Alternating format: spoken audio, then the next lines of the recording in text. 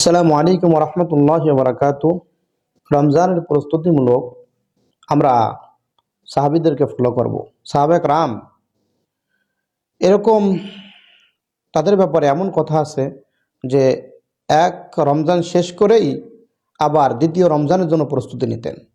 আবার কেউ কেউ 6 মাস পূর্ব থেকে প্রস্তুতি নিতেন।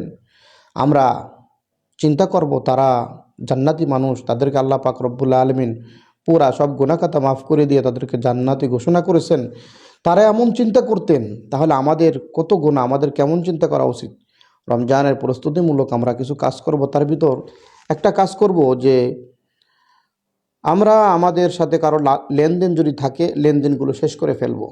যদি কোনো ওয়াদা করা থাকে যেই কাজটা করব ওই ওয়াদার কাজটা আমি পূরণ করে ফেলব। কারো সাথে যদি বিচার ব্যবস্থা করতে হবে, আমার উপর ন্যস্ত আছে যেটা বিচার করতে হবে, আমরা বিচারটা রমজানের আগে শেষ করে ফেলব। এভাবে আমরা প্রস্তুতি নিতে থাকবো ইনশাআল্লাহ। আর একটা কথা চিন্তা করব যে গত বছর রমজানে আমার অনেক আমল ছুটে গেছে। কি কারণে ছুটেছে ওই জিনিসগুলো আমি চিন্তা করব। বন্ধু বান্ধব, ব্যবসা বাণিজ্য, কী কারণে ছুটেছে সেই জিনিসগুলোর ফলো করে এই সামনে রমজান যেন এমন না হয় এজন্য চিন্তা ফিকির করে আস্তে আস্তে করে আমি এগোতে থাকবো ইনশাআল্লাহ। আর আল্লাহর কাছে বেশি বেশি তৌফিক চাবো। এখন থেকে তেলাওয়াত বেশি করব, এখন থেকে আমি প্রস্তুতি নেওয়ার চেষ্টা করবো ইনশাআল্লাহ।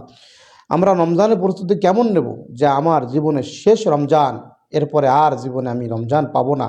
আমার জীবনের শেষ রমজান, এই রমজানেই আমার গুনাহ মাফ করাইতে হবে, এই রমজানেই আমার জান্নাতের খাতায় নাম লিখতে হবে, এই রমজানেই আল্লাহ পাক রব্বুল আলমকে খুশি করতে হবে। রহমত, মাগফিরাত, নাজাত যেগুলো আছে প্রত্যেকটা স্টেপ, প্রত্যেকটা জায়গায় আমার সুন্দরভাবে হক যেন আদায় করতে পারি, এভাবে আমার চিন্তা ভাবনা করে চলতে হবে ইনশাল্লাহ। প্রত্যেকটা রোজা, প্রত্যেকটা তারাবি আমি ঠিক মতো পড়তে পারি চিন্তা করব। রমজানের ফজিলত কি? মান সামা রমাদান ঈমানান ওয়া ইহতিসাবা গুফিরা লাহু মা তাকদ্দামা মিন যামবি। যে ব্যক্তি বিশ্বাস নিয়ে আল্লাহর প্রতি বিশ্বাস রেখে, আল্লাহর প্রতি আশা রেখে রমজানের রোজা রাখবে, আল্লাহ পাক জীবনের সমস্ত গুনাহ খাতা মাফ করে দেবে। আবার হাদিসে আছে যে তারাবি ঠিকমতো আদায় করবে তার গুনাহ খাতা মাফ হয়ে যাবে। সুতরাং আমরা চেষ্টা করব যে রমজানের প্রত্যেকটি মুহূর্তে হক যেন আদায় করতে পারি। আল্লাহ আমাদের সবাইকে তৌফিক দান করেন। সালাম।